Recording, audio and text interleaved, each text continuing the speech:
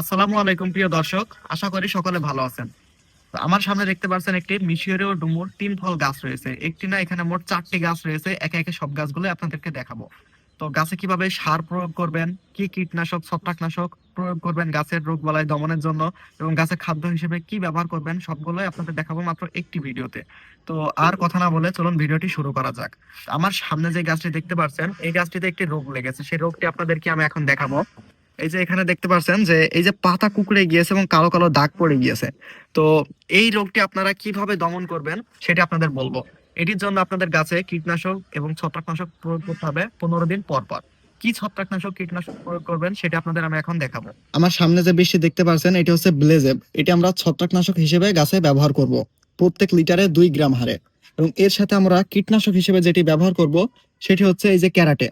তো এই ক্যারাটে আমরা প্রত্যেক লিটারে 1 মিলি হিসেবে ব্যবহার করব এবং 2 লিটারের জন্য 2 মিলি। তো আমরা এই যে দুই বৃষ্টি রয়েছে একসাথে, এই দুইটি আমরা কতটুকু করে লিটারে মিলাবো আপনাদেরকে আমি দেখিয়ে দিব। আচ্ছা, যে বৃষ্টি দেখতে পাচ্ছেন এটি ক্যারাটে, এটি আমরা কীটনাশক হিসেবে ব্যবহার করছি। তো এটার মাপ বোঝার জন্য আমরা একটি সিরিঞ্জ নিয়ে নিয়েছি, যাতে আমাদের মাপ বেশি হয়ে না যায়। কারণ এই বৃষ্টি খুবই সেন্সিটিভ, এটা একটু বেশি দিয়ে দিলে গাছের পাতা পুড়ে যাওয়ার সম্ভাবনা রয়েছে।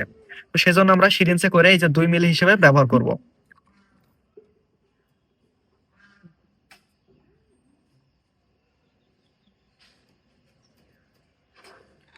তো আমরা এখানে 2 মিলি হিসেবে নিয়ে নিয়েছি।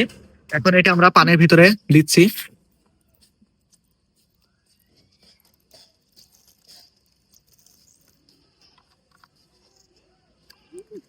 আমাদের এটি পানির ভিতরে দেওয়া শেষ। এখন আমরা ব্যবহার করব আমাদের হচ্ছে ব্লেজে পাউডারটি, যেটি আমাদের ছত্রাকনাশক হিসেবে আমরা বলছিলাম। তো এটি আমরা এখন যেহেতু লিটারে 2 গ্রাম, তো সেহেতু আমরা 2 লিটারের ঢমে 4 গ্রাম ব্যবহার করব। তো এটা আপনাদের খুব বেশি মেপে দেওয়ার দরকার নেই, আপনারা সামান্য একটু মাপ বুঝেই দিয়ে দিতে পারেন। তো আমাদের এই যে আমরা এই পাতাটি নিয়েছি, পাতায় এক একবারে 2 গ্রাম করে আমরা মোট 2 বার দিব। তো এই যে দেখুন, আমাদের এতটুকু কিন্তু 2 গ্রাম। তো আমরা এই 2 গ্রাম প্রথমে দিয়ে দিচ্ছি এবং আবার আমরা আর 2 গ্রাম নেব এবং সেটিও এর ভিতরে দিয়ে দিব। এই যে দেখুন, আমরা আবার 2 গ্রাম নিয়েছি এবং এই 2 গ্রাম আমরা এর ভিতরে দিয়ে দিচ্ছি। তো আমাদের এটি দেওয়া শেষ। এবার আমরা এটি দিয়ে একটু ভালোভাবে ঘুলিয়ে নেব, যাতে বৃষ্টি ভালোভাবে সব জায়গায় পানিতে ছড়িয়ে পড়ে। গাছে বিষ দেওয়ার পরে ঠিক এরকমটা দেখাবে। গাছে ছত্রাকনাশকের কারণে একটু নীল নীল ভাব আসবে, মানে বিষটা দেওয়ার কারণে একটু নীল নীল হয়ে যাবে পাতাগুলি। এটাতে ভয় পাওয়ার কোনো কারণ নেই। সব গাছ পুরোটা ভিজিয়ে স্প্রে করবেন। সকল গাছগুলোতে আমরা কিন্তু বিষগুলা দিয়েছি, এই যে এই গাছগুলোতেও দিয়েছি এবং সাইডে যে গাছটি রয়েছে ছোট গাছ, এটিতেও আমরা সব বিষ দিয়ে দিয়েছি। তো এবার দেখাবো যে কিভাবে আপনারা গাছে সার দিবেন এবং কি কি সার দিবেন। তো আমাদের এখানে দেখতে পাচ্ছেন এই যে এই সারটি, এটি হচ্ছে ফসফেট। এই ফসফেটটা আমরা নিব। আর এই যে সাইডে দেখতে পাচ্ছেন ইউরিয়া, এই ইউরিয়া সারটিও আমরা নিব। এবং এর সাথে দেখতে পাচ্ছেন পটাশ, এটা হচ্ছে গুঁড়া পটাশ, এবং এটিও আমরা নিয়ে নিব এখন। তো আমরা প্রথমে নিচ্ছি ফসফেট। প্রত্যেক গাছের জন্য আপনারা 1 মুঠো পরিমাণে ফসফেট নেবেন এবং তার সাথে 1 মুঠো পরিমাণে পটাশ নেবেন এবং তার সাথে হাফ মুঠ পরিমাণে আপনারা ইউরিয়া দিয়ে নেবেন। তো এভাবে আপনারা একটি গাছের জন্য কিভাবে সার প্রস্তুত করবেন সেটি আপনাদের এখানে দেখালাম। আমাদের যেহেতু 4টি গাছ, সেহেতু আমরা 4টির জন্য একসাথে মিলিয়ে নিব। তো আপনারা সারগুলো এইভাবে মিশ্রিত করার পরে এইরকম সমতল ভূমিতে কিন্তু কখনোই সার দিবেন না, তাহলে গাছে সার ভালোভাবে শোষণ করতে পারবে না। তো তার জন্য আপনারা এরকম একটা নিড়ানির সাহায্য নেবেন অথবা কোনো একটা যন্ত্রের সাহায্য নেবেন, যাতে মাটিগুলো আপনারা নিড়িয়ে দিতে পারেন। তো কিভাবে নিড়াবেন, আপনারা কিন্তু গাছের এই যে সাইডে এক বেগত পার করে তারপর আপনারা সার দিবেন। তো সেহেতু আমরা এখানে গাছগুলো এইভাবে নিড়িয়ে নিচ্ছি।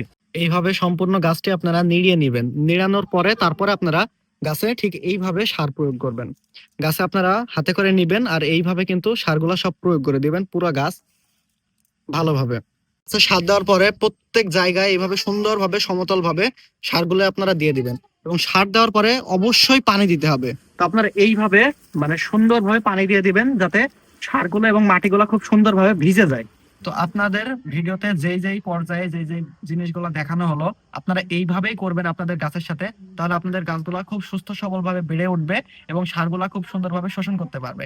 এবং গাছে যত ধরনের ছত্রাক বা রোগ লেগে থাকে, পোকামাকড় লেগে থাকে, এইগুলা গাছের পাতার ধারে কাছেও আসবে না এবং আপনাদের ফলগুলা খুব সুন্দরভাবে বেড়ে উঠবে এবং আপনারা ফল হারভেস্টিং করা পর্যন্ত খুব ভালোভাবে ফল পাবেন যদি মাসে 2 বার এগুলা করতে পারেন।